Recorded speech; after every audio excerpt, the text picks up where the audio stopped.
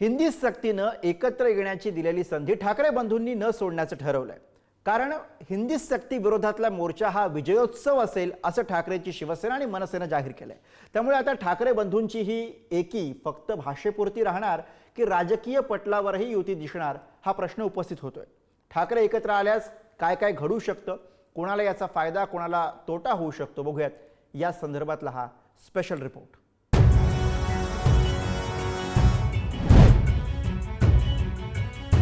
माणसाची एकजूट आता तुटू द्यायची नाही। एकत्र आलो आहोत, एकत्रच पुढे जाऊ। आपण एकत्र आलो तर संकट येणार नाही। त्या आघाड्या या सगळ्या गोष्टी ज्या निवडणुकीच्या वेळेला बघता येतील किंवा विचार करता येईल त्या गोष्टींचा। ठाकरे बंधूंच्या एकीपुढे महायुती सरकार बॅकफूटवर आलं। पहिलीपासून हिंदी भाषा शिकवण्याचा शासन निर्णय मागे घेतला। परिणामी उद्धव आणि राज ठाकरे यांनी आपला 5 जुलैचा मोर्चाही रद्द केला। पण असं असलं तरी ठाकरे बंधूंनी विजयी मेळाव्याच्या निमित्तानं एकत्र येण्याचा निर्णय घेतलाय। त्यामुळे ठाकरे बंधूंची ही एकजूट राजकीय पटलावरही दिसणार का हा सवाल उपस्थित होतोय। कारण यात उद्धव आणि राज ठाकरेंनी युतीबाबत केलेली सूचक विधान। मराठी माणसाची एकजूट आता तुटू द्यायची नाही, म्हणून आता हे महाराष्ट्राच्या कानाकोपऱ्यामध्ये लोण पसरलेलं आहे। तर मी सर्वांना विनंती करतो की आता ही जाग केवळ संकट आल्यानंतर उठून जागं व्हायचं आणि संकट दूर झाल्यानंतर आपण झोपायचं। आता झोपू नका। एकत्र आलो आहोत, एकत्रच पुढे जाऊ। आपण एकत्र आलो तर संकट येणार नाही, ही माझी धारणा आहे। त्या आघाड्या या सगळ्या गोष्टी, निवडणुका या सगळ्या गोष्टी येत जातील, जात जातील, सगळ्या गोष्टी होत राहतील।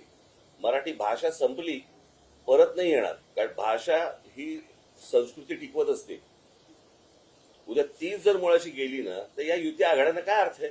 या सगळ्या गोष्टी ज्या निवडणुकीच्या वेळेला बघता येतील किंवा विचार करता येईल त्या गोष्टींचा, त्याचा विचार आता करून चालणार नाही। हिंदी सक्तीनं ठाकरे बंधूंना एकत्र येण्याची दिलेली संधी त्यांनी हिंदी सक्ती रद्द झाल्यानंतर सुद्धा सोडलेली नाही। त्यामुळे 5 जुलैला होणाऱ्या विजयी मेळाव्या निमित्तानं मनोमिलनावरती शिक्कामोर्तब होईल का हा सवाल आहे। दरम्यान ठाकरे एकत्र आल्यास ते भाजपच्या फायद्याचं ठरेल असा तर्क लावला जातोय। कारण मराठी मतदारांचं ठाकरेंची शिवसेना, मनसे आणि शिंदेच्या शिवसेनेमध्ये विभाजन होऊ शकतं असं बोललं जातंय। उद्धव आणि राज ठाकरे एकत्र आल्यास मुंबई आणि ठाण्यामधील मराठी माणूस त्यांच्या सोबत जाण्याची शक्यता आहे। उद्धव ठाकरे यांचं संघटन, राज ठाकरेंचं वक्तृत्व यांचा एकत्रित परिणाम दिसून येईल। दोन्ही ठाकरे बंधू एकत्र आल्यास शिंदेच्या शिवसेनेला सर्वाधिक फटका बसण्याची शक्यता आहे। ठाकरे एकवटल्यास उत्तर भारतीय भाजपला साथ देतील। मराठी मतदार ठाकरे बंधू आणि शिंदेच्या शिवसेनेमध्ये विभागले जातील। परिणामी भाजपचा फायदा होईल। उद्धव ठाकरेंना मानणारे हिंदी भाषिक मुस्लिम हे मनसेमुळे दुरावण्याची शक्यता आहे। विधानसभेवेळी मुंबईमध्ये ठाकरेंची ताकद कायम राहिली। एकूण 20 आमदारांपैकी 10 मुंबईतनं विजयी झाले। मराठी माणसाची एकजूट ठरत नाही।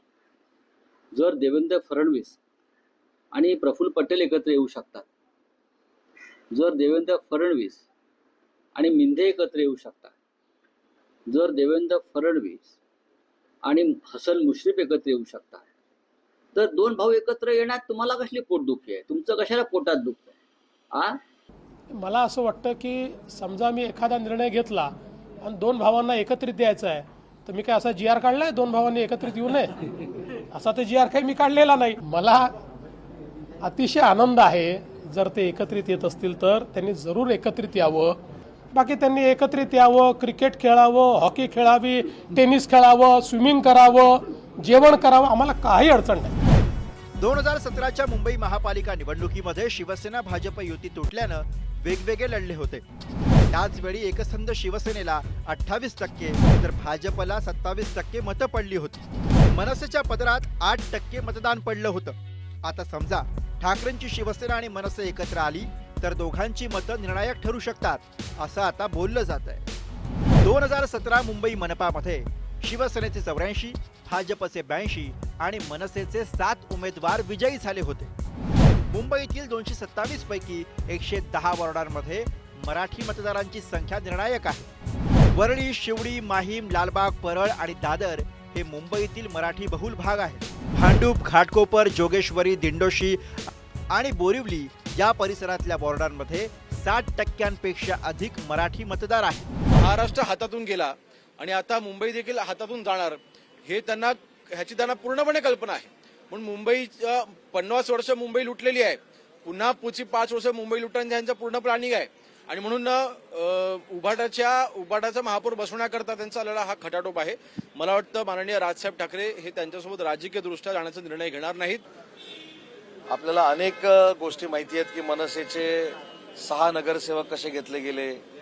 काही लोक 2 वर्षापूर्वी म्हणत होती की मनसे हा संपलेला पक्ष आहे, त्यांच्यावर आम्ही चर्चा करत नाही, मनसेची दखल आम्ही घेत नाही, मनसेवर टीका करत असताना मनसेला टाळी द्यायची आवश्यकता नाही, जे संपलेले आहेत त्यांना आम्ही टाळी देत नाही. हे तुमच्याच माध्यमातून आम्ही बघितलेलं आहे.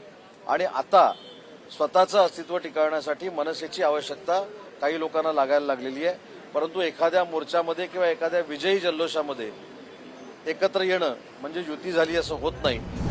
गेल्या 2.5 महिन्यांपासून ठाकरे बंधूंच्या युतीची चर्चा सुरू आहे. आता विजयी मेळाव्यानिमित्त ठाकरे बंधूंना एकत्र येण्याची संधी मिळाली. त्यामुळे ठाकरे बंधू विजयी मेळाव्यात युतीची पायाभरणी करणार का? मराठीचा बूस्टर डोस ठाकरेंना एकत्र आणणारा ठरला तर त्याचे परिणाम काय दिसतील? मराठी अमराठी मतांचं विभाजन कितपत होईल आणि ते कुणाच्या पथ्यावर पडेल? 2 ठाकरे एकत्र येणं ही शिंदेच्या शिवसेनेसाठी धोक्याची घंटा आहे का? असे सगळेच प्रश्न या निमित्तानं निर्माण होत आहेत. ब्युरो रिपोर्ट, पुढारी न्यूज.